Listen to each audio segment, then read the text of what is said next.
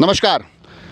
अभी मैं खड़ा हूँ राजसमंद जिला कलेक्ट्रेट परिसर और ये जो सारे चेहरे हैं, ये चेहरे वो चेहरे होते हैं जो बच्चों तक शिक्षा पहुँचाने का कार्य करते हैं।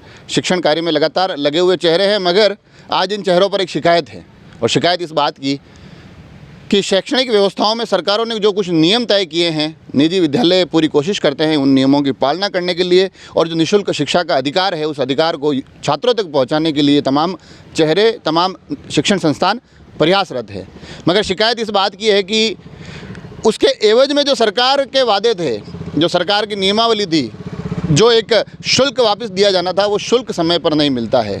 और क्योंकि कोरोना काल के बाद विद्यालयों की क्या स्थिति है हम समझ सकते हैं, तो ऐसी स्थिति में जब सरकार ही साथ देना छोड़ दे तो स्थितियाँ और भी विकट हो जाती है। तो उसी को लेकर एक ज्ञापन देने आए हैं। एक ये समस्या के साथ साथ मांग है कि इस शुल्क का भुगतान किया जाए। तो इनसे थोड़ी सी बात करेंगे, जानेंगे आखिर समस्या क्या है।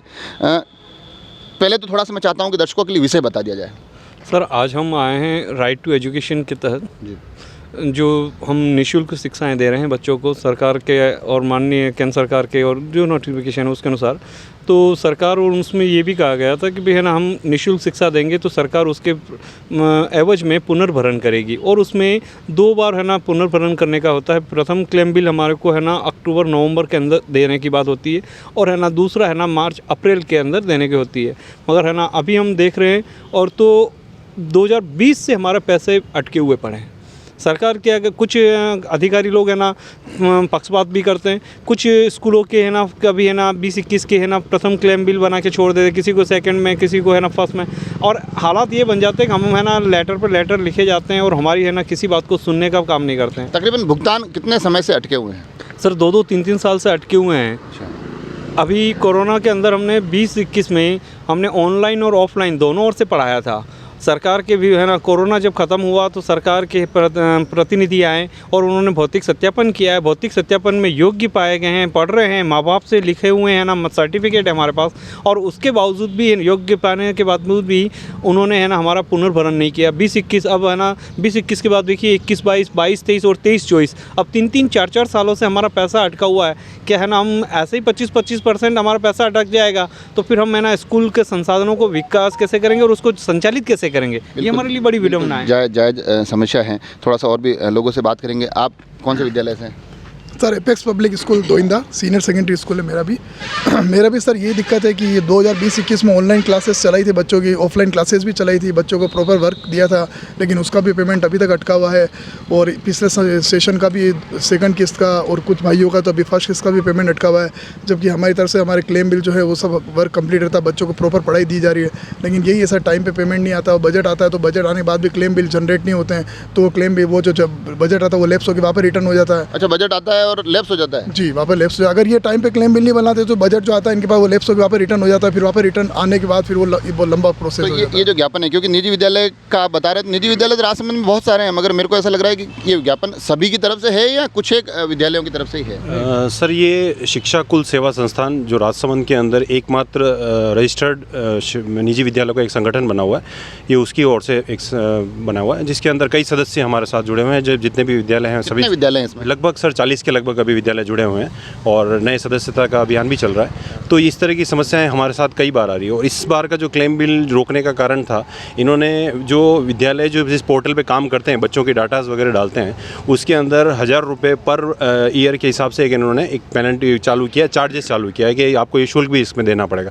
उसके भी कई विद्यालयों ने DDs वगैरह जमा करवा दिए हैं, और ये अभी खुद शिक्षा विभाग कन्फ्यूज़न में है कि हमारा जो क्लेम बिल का जो भुगतान दिया जाएगा उसके अंदर से कट करके दिया जाएगा कि हमसे पहले एडवांस पेमेंट लेके फिर दिया जाएगा। इस कारण से ही हमारा कई चीज़ों के भुगतान हमें अटका है। अनुमानित कितना, अगर आंकड़ा माने, अगर मैं सिर्फ इस शिक्षा कुल सेवा संस्थान से जुड़े हुए विद्यालयों का अगर पूछूं आपसे, तो अनुमानित क्या आंकड़ा है कि इतनी राशि लगभग बकाया चल रही है? सर, देखा जाए तो पहले प्रतिभूति राशि सरकार के द्वारा तय की गई थी प्रति बालक 17,000 के लगभग, और अभी 3-4 सालों से 10,000 12,000 के लगभग प्रतिभूति राशि प्रति बालक के आधार पर निर्धारित है, और 25% सभी विद्यालय के अंदर अलग अलग है। तो अलग अलग विद्यालय के अंदर किसी में 1 लाख, किसी को 2 लाख रुपए प्रति वर्ष के हिसाब से अलग अलग बकाया राशि चल रही है।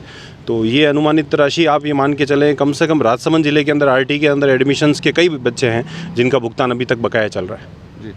एक भुगतान है, करोड़ों में है ना, कम से कम है ना सर, है ना, मैं मानता हूँ कि हमारा पिछले लगभग है ना 2 से 3 करोड़ रुपए सालाना है ना आरटी का भुगतान होता है, मगर वो टाइम से नहीं है। पर इसमें जैसे आरटीई की कई बार ये शिकायतें भी आती है निजी विद्यालयों से जुड़ी हुई कि निजी विद्यालय जो बच्चे डायरेक्ट आते हैं उन पर तो विशेष ध्यान देते हैं, आरटीई वाले बच्चों पर इतना ध्यान नहीं देते हैं। नहीं, ऐसा कोई कुछ भी नहीं है। हम है ना सभी को साथ ही बैठ के पढ़ाते हैं। उनके लिए अलग अलग टीचर्स की व्यवस्था ऐसा नहीं होता है। सभी सामूहिक रूप से खाना पीना बैठना उठना सब वही होता है। अगर ऐसी कोई बात है तो कोई मेरे ध्यानार्थ आए तो मैं स्वयं उसके ऊपर कार्य करने की कोशिश करूँगा, मगर ऐसा अभी तक आज दिन तक मेरे सामने कोई ऐसा केस नहीं आया है। बाकी 3 साल का आप बता रहे थे, बीच में भी आप लोग आए तो होंगे ना, बीच में भी आप लोगों ने ये तो आग्रह किया होगा कि हमारा भुगतान 3-3 साल हो गया, अब उसमें क्या स्थिति रहती है? नहीं, संस्थान सेवाकुल संस्थान की तरफ से कई बार पत्र व्यवहार किया गया है, लेकिन डिपार्टमेंट ध्यान नहीं दे रहा है। न डीओ साहिबान ध्यान दे रहे हैं, न कलेक्टर साहब ध्यान दे रहे हैं, और इस वजह से एक बार वापस हम इकट्ठे हुए हैं। देखते हैं अब क्या हल। चुनावी साल है, सरकार बोल रही है हम सबको राहत दे रहे हैं, तो आपको ऐसा नहीं लग रहा है कि सबको मिल रही है, हमको नहीं मिल रही है? नहीं, ऐसा चुनावी साल का हमारे साथ ऐसा कुछ नहीं है। हमें तो राहत नाम से कुछ नहीं मिलता है। प्राइवेट संस्थान जहाँ भी देखा जाए वहाँ दबाए ही जाते हैं। फिर भी सरकार की जो नीति है हम साथ देते हैं हमेशा। सरकार को भी साथ देना चाहिए समय पर। सर, बड़े दुख की बात ये है कि बजट आने के बावजूद भी पेमेंट हमको टाइम से नहीं मिल पा रहा है। इसके लिए बड़ा दुख होता है कि बच्चों से इतनी मेहनत करने के बावजूद भी, उसके बाद बजट आने के बावजूद भी हमको टाइम से पेमेंट नहीं मिल रहा। अब ये सेशन नया शुरू हो गया 23-24 का, लेकिन 21-22 तक का पेमेंट अभी तक स्कूलों का अटका हुआ है। तो और वो तो समय भी मेरे हिसाब से वो कोरोना काल रहा, जिसके बाद तो शायद आपको ज़्यादा ज़रूरत थी इन मदद की। सर, खर्चे सब स्कूलों के होते हैं, हमको भी टाइम पे टीचर्स को पेमेंट करनी होती है, बाकी अदर खर्चे भी बहुत से होते ही हैं।